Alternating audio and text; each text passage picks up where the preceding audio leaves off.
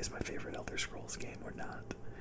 Oblivion will always be the game that made me fall in love with the series, and I feel intense nostalgia when I remember the first time I exited the Imperial City sewers for the first time, but Daggerfall is the Elder Scrolls game I keep finding myself coming back to when I need a very specific kind of open-world RPG fix.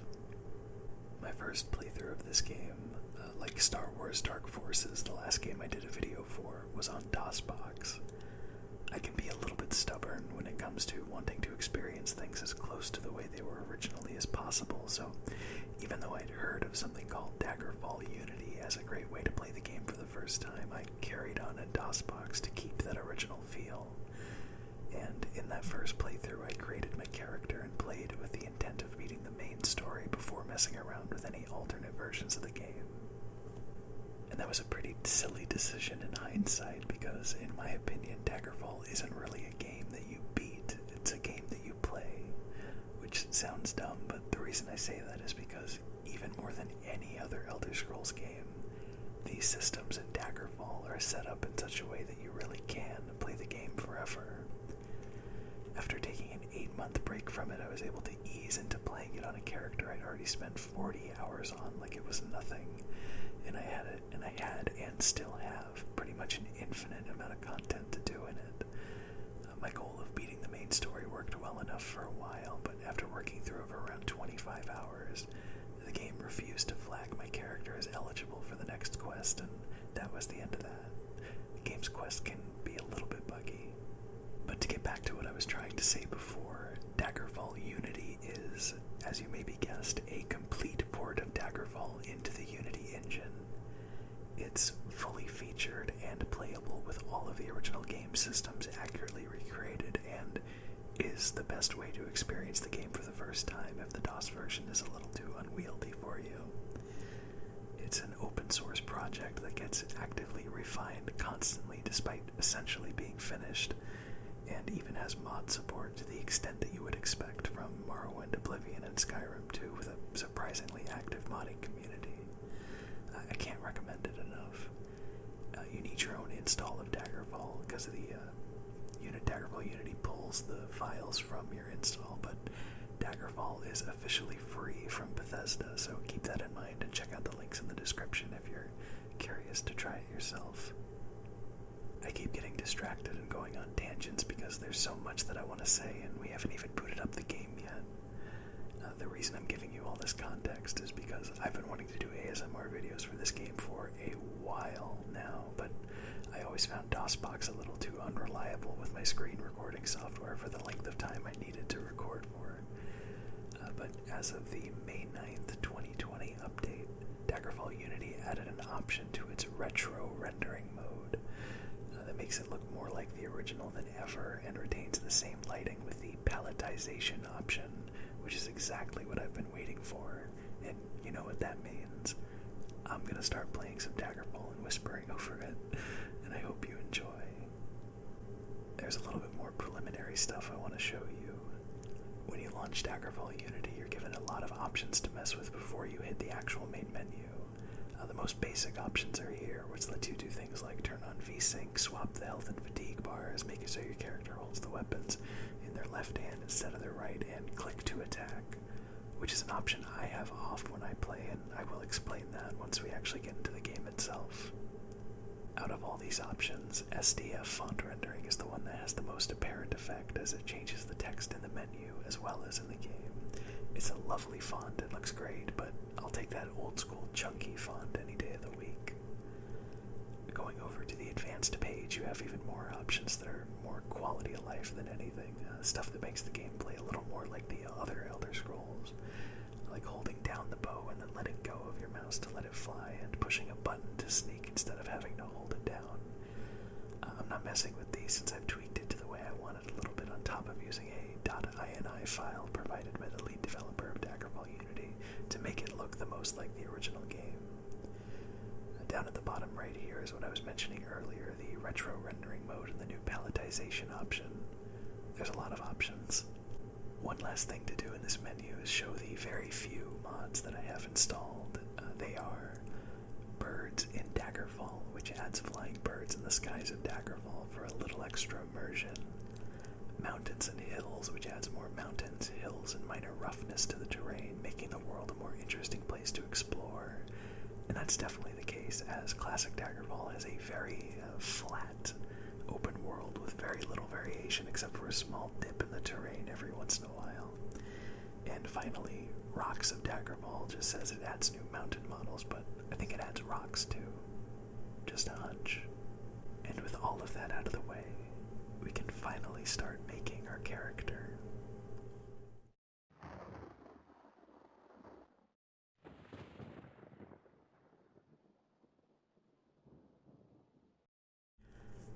And here is the main menu.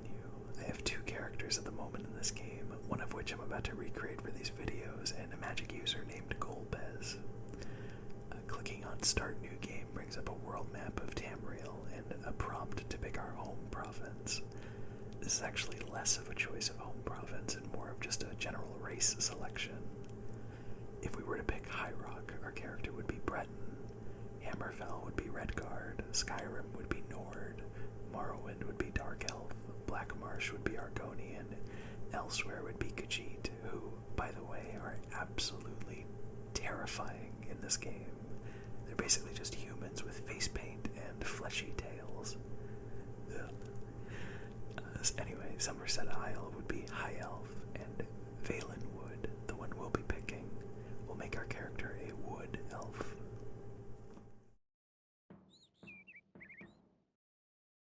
Wood Elves hail from the province of Valenwood. You are part of a tall, fair-skinned people known to be extremely agile and quick. Wood Elves have a natural affinity for the bow and arrow, and all members of their race have some ability with that weapon. There are well-known Wood Elves in most every class, but the arts of thievery are their particular forte. Is your character to be a Wood Elf? Absolutely. I should also clarify that in every Elder Scrolls game I play, I typically create the same style of character for my first playthrough, and that's a Wood Elf Ranger style character.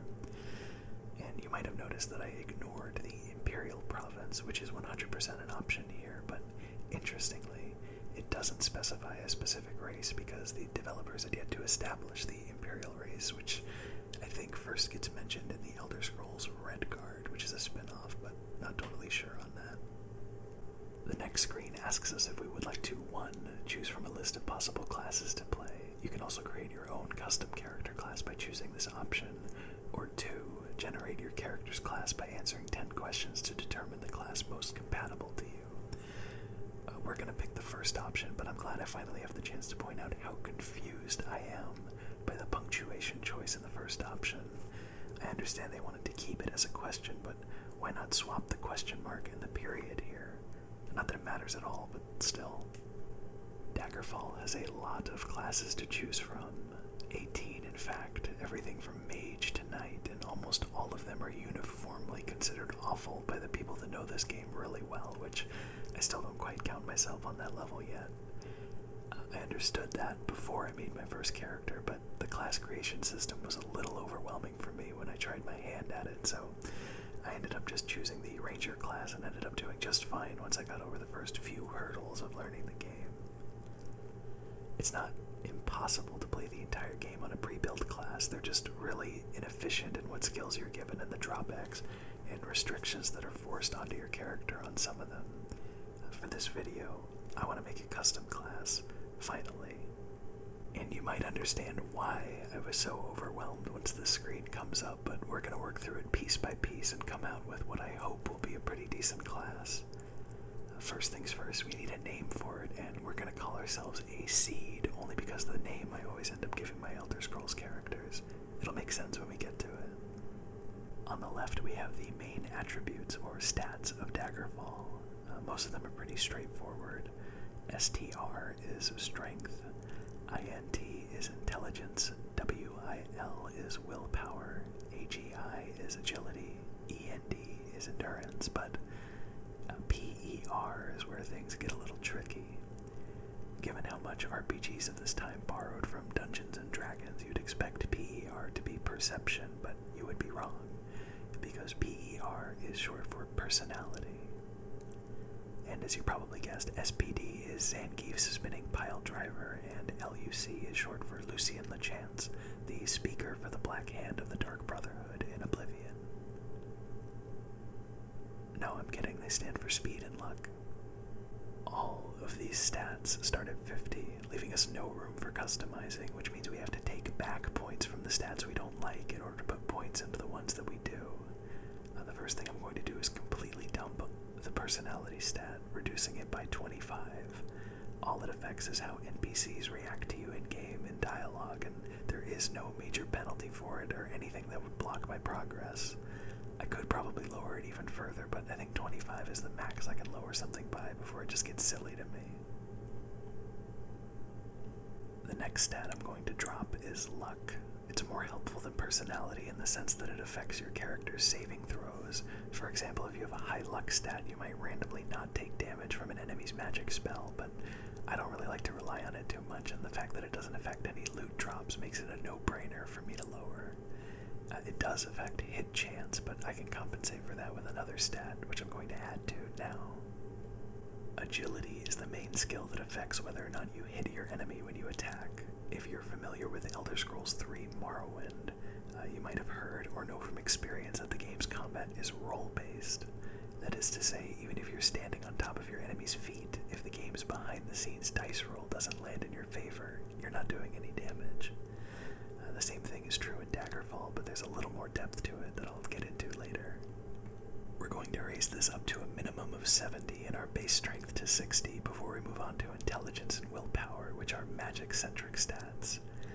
To simplify them, intelligence affects magic spells you cast, and willpower affects your resistance to enemy magic spells. Since I have no intention of doing magic on this character except for maybe a single heal spell or teleport spell, I'm lowering them both by 10 because fair is fair. I'm going to throw the remaining 10 points into endurance so we can have slightly more maximum HP and also get more added onto our max HP every time we level up. And just to make it a little more beneficial, we'll make sure that we get at least 10 extra hit points per level on top of it too. Now we can pick our primary, major, and minor skills. If I spent a lot of time explaining these individually, we'd be here forever, unfortunately, but for primary skills I'm going to choose Short Blade, Stealth, and Restoration. Short Blade is obviously because that's the weapon I want our character to be using, but Stealth was a tough pick for a primary skill because it's pretty difficult to level up. But I want to give it a go this time, and I think it's better from a roleplay perspective anyway. I went with Restoration for my third, which might seem strange because it's a type of magic, but I would really like to experience the Mages Guild questline on this character at some point, and they won't accept you unless you have a magic discipline in a primary or major skill slot as far as I know. When I'm in the skill selection window, you might notice some pretty weird ones. Centaurian, Daedric, Dragonish, Giantish, Harpy, Impish, Nymph, Orcish, and Spriggan are all language skills, and having them just gives you a very low chance of making an enemy of that type passive when you come into range of one in a dungeon or out in the wild.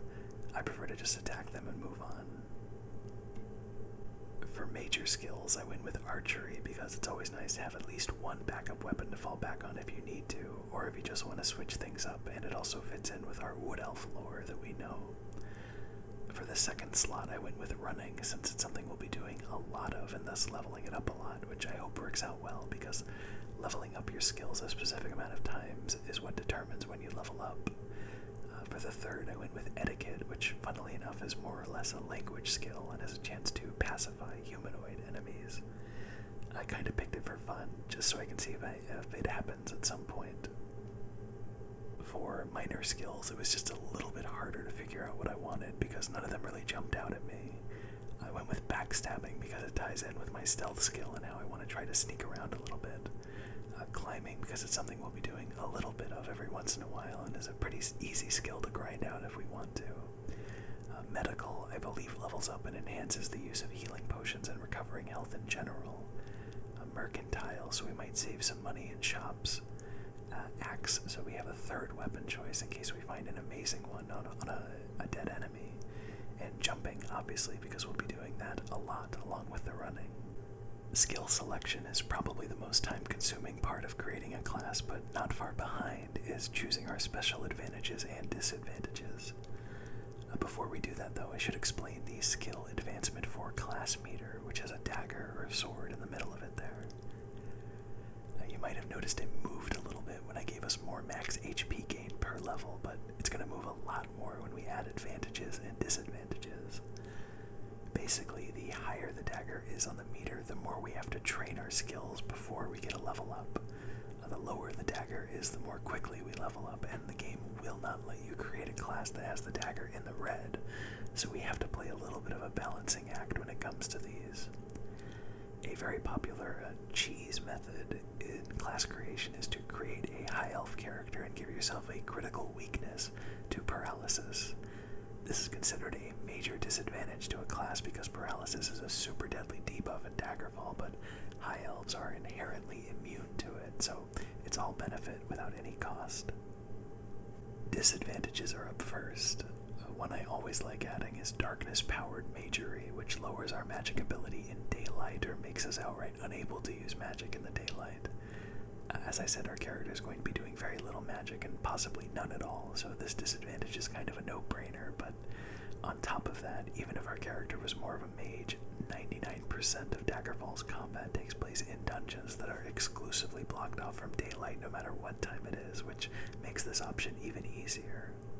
You'll see that moved the dagger way down into the red because the game considered it a pretty big disadvantage, but we're not done yet.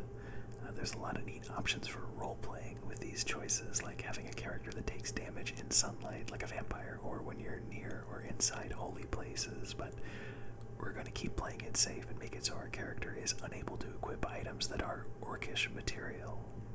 I've spent quite a lot of time in this game and have never once in my life found an orcish weapon or armor.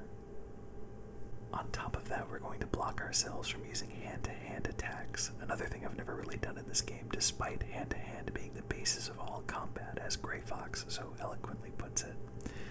Although now that I say that, I'd really like to do a monk-style, hand-to-hand only playthrough, maybe for my next character. I toyed with the idea of making us more susceptible to one of the magic and disease types here, but decided against it because all of them are pretty gnarly as it is, so I'm going to call it right there. Advantages are up next, and these are a lot more fun. I wasn't sure which ones to go with at first. I considered doing spell resistance or absorption and darkness, which ties into the fact that darkness will be where we're getting attacked most of the time, but I didn't like how much the dagger moved up from it. I really hate missing attacks, so I figured I'd help myself even more with advantages on top of my guaranteed high agility stat. In my experience, especially early on in the game, animals and humanoids are what we'll be encountering the most, so I went with them. I also threw on rapid healing in darkness because my primary method of healing in this game is resting in a dungeon when there are no enemies around, but I decided against it. The point of this class is to have an easier time with the game, so I'm hoping that excluding it makes leveling up come quickly, especially since main quest progression is heavily tied to your level. I'm not sure if there's any point to changing reputations with certain factions, so I'm gonna ignore it. I think we'll be just fine. Awesome, we're through the class creation and moving on to our character himself. Now we're asked if we would like to 1. Fast start by automatically generating your character's background. You will be able to adjust starting attributes and skills within the character sheet. Or 2. Choose your character's career path by answering 12 important career decisions that will influence character background. Typically I'd pick the fast start option, but it's a lot more fun, especially for the sake of these videos and role-playing as our character, to pick the second one. I really think these will help paint a picture of him. The first question we're asked to form our biography is, at an early age, your family considered it important that you learn how to blank. Our options are mend simple wounds, ingratiate yourself, boss people around, haggle with merchants, and fight with a knife. I'm gonna say fight with a knife because maybe we come from a long line of thieves or those in risky occupations, and it was important our character learned how to defend himself. Next up, you are an active child, blank than anyone else your age. And faster, sneakier, a better climber, a better swimmer, or a better brawler. I think because it ties into our running skill, faster is the answer that jumped out the most to me. You can get most of the things you want by stealing from blank. Rich nobles, mages and sages, established temples, or diversified merchants. As tempting as it is to be a little elf Robin Hood and steal from the rich, or from mages and sages because our character is so bad at magic, I find the idea of stealing from established temples a little more interesting. The one skill you could not work without must be lockpicking, pickpocketing, stealthy movement, dodging, climbing, or backstabbing. I'm going to go for stealthy movement and hoping that it makes sneaking around a little easier. Though certainly not due to hard work, you happen to legitimately own over 200 gold pieces, an ebony dagger, a book, a ruby, a silver staff, or some holy water. This is the question I was really looking forward to, as whatever option we pick here will actually be in our inventory when we load into it for the first time, so of course we're going to pick the ebony dagger and have a really great starting weapon as soon as we begin. What thieving skill have you been practicing the longest? We have a lot of options here: dodging, stealth, backstabbing, lockpicking, pickpocketing, climbing, critical striking, running, and jumping. I went with stealth, once again hoping it helps us out. Where in your expertise in combat? I'm pretty sure that's supposed to be where is your expertise in combat, and of course that's short-bladed weapons, even though as a wood elf we might be stereotyped into the assumption that it's archery. This question is great. As a child, your nickname was Rabbit, Guppy, Quicksilver, Scrapper, or Monkey. Scrapper is the one that would probably make the most sense, but I think Rabbit would have just a little bit more of an interesting story behind it. What motivates you into a life of burglary? Fun, for sure. What god, if any, do you worship? It could be RK, the god of birth and death, Zenithar, the god of commerce, Mara, the mother goddess, Dibella, the goddess of beauty, Julianos, the god of logic, Akatosh, the god of time, Stendar, the god of mercy, or Kinnereth, the goddess of air. But you know we have to pick none because we're stealing from temples all day long, apparently. Your frail health as a child has made you less resistant to poisons, less resistant to disease, easily tired, or less resistant to magic. This is a tough pick and feels like a disadvantage, but I'm going to go with magic because of our stats. It says you preferred criminal method is blank, but once again I think that's a typo and that they were going for your. Our choices are cat burglary, mugging, pickpocketing, swindling, smuggling, and bank robbing. I like cat burglary for this character the most. With all of those out of the way, the game tells us that our reputations have changed as follows. Literally nothing different, except for the fact that scholars think we're a little more respectable for some reason. Hey, I'll take it. Finally, we reach the Name Thyself screen. This character is more or less a better version of my original character, so I'm going to give him the same name I give most of my Elder Scrolls characters in this style. Balam, which pairs up with our Seed class to make a nice Final Fantasy VIII reference, which came out 2 years after this game did.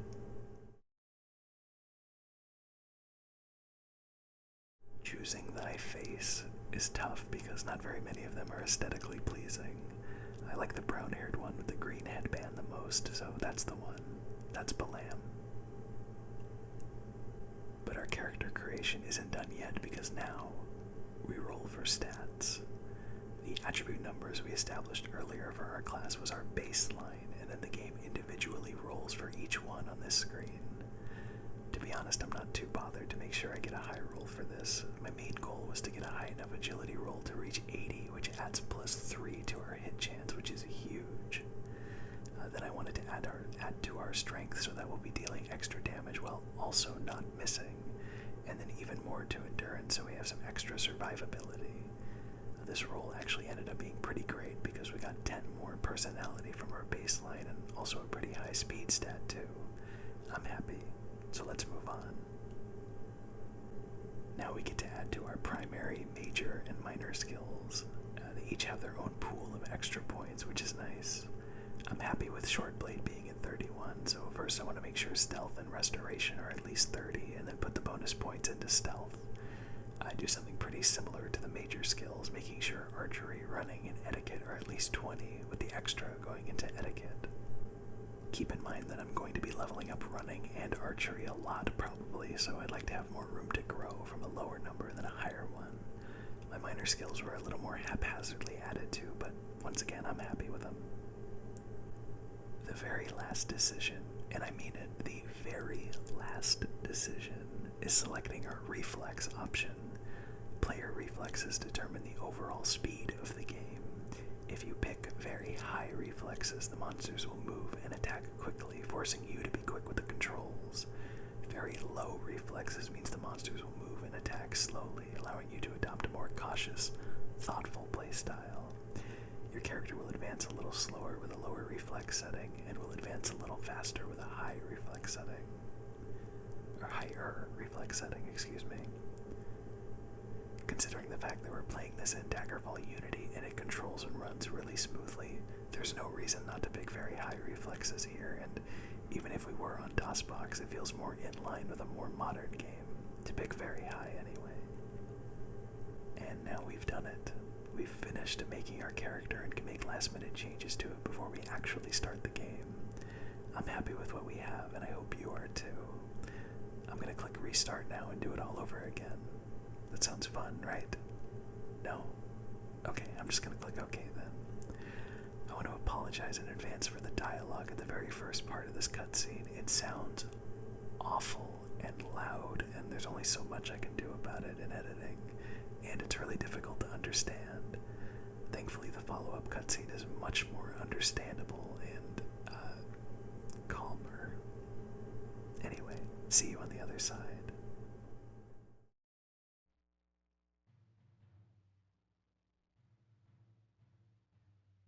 400 years after Tiberseptimus' reign, the beginning will meet the end, and the bloody circle will close at the Empire of Tamriel. The unworthy heirs of the Septim dynasty have allowed the bonds of the Empire to weaken and crack. Uriel Septim, the Seventh, cannot repair what his ancestors ignored. The provinces fight among themselves like neglected children, drunk with rebellion, and one indomitable power hides itself, but not forever.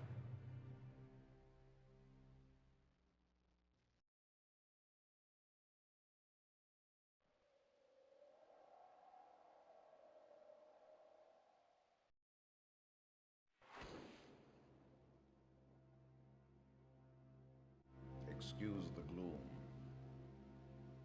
but none may know of this meeting. The nature of my trouble is darker still. Over a year ago, King Lysandus of Daggerfall died honorably on the field of battle.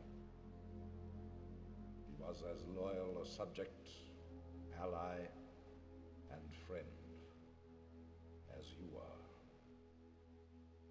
I did grieve for him, but his spirit does not rest. With a spectral army, he haunts his former kingdom, crying for revenge. I do not know why a good and loyal man would be so cursed. Perhaps you can find the answer and close the marble jaws of oblivion, bringing peace to his soul. I ask this as your emperor and your friend. I have one lesser request. Several years ago, I wrote a letter to the Queen of Daggerfall. It never arrived. The letter was of a sentimental and personal nature. If you find and destroy that letter, I will be grateful. Now, my champion, rest well this night, for tomorrow you sail for the kingdom of Daggerfall.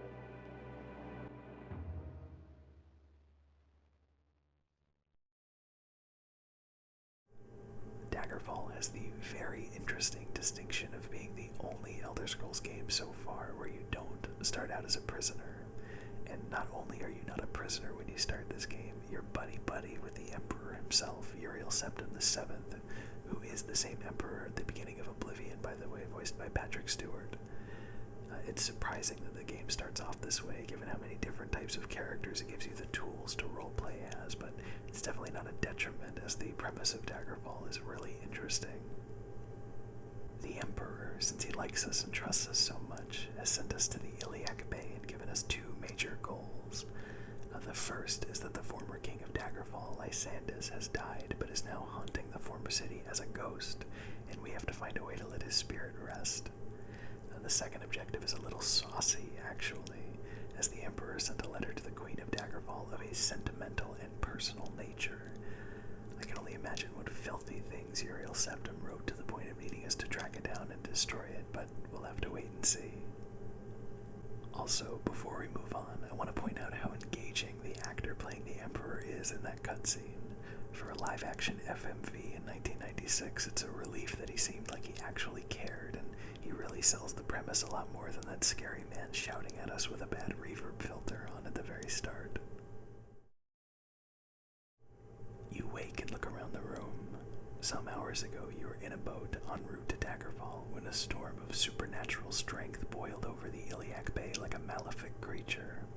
Your boat was destroyed, but you managed to swim through the churning water to a promontory rock. There you found a cave and escaped the fury of the storm. You had only just lit a small fire when a mudslide sealed you within. Your fear of being buried alive calmed when you saw the corridor leading out of the cavern. Perhaps there is a way out of this cave after all. Once free of the cave, you can begin the Emperor's quest. Once we dismiss this description, we're told that the Elder Scrolls Daggerfall has a tutorial that can be active during the game. It runs throughout the first dungeon and for a short time afterward. Do you want to use this tutorial? Normally I say no, but this time I'm going with yes. It'll be a nice refresher for me and maybe make certain things clearer for you if you're not familiar with the game. Tutorial Lesson 1. The very first thing you want to do is experiment with moving your character around. Don't worry about monsters, there are none in this first room. When this text clears, move the mouse around to change where you are looking. Use the W, A, S, and D keys to go around. Hint, those are the default keys. You can change them later using the escape key and then the controls button.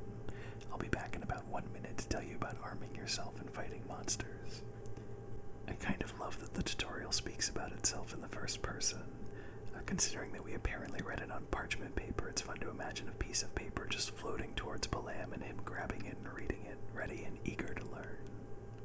Closing the first tutorial, we can finally look around the cavern. You can see the fire we made for warmth and a big log. I especially enjoy the detail that this was a cave that was then covered by a mudslide.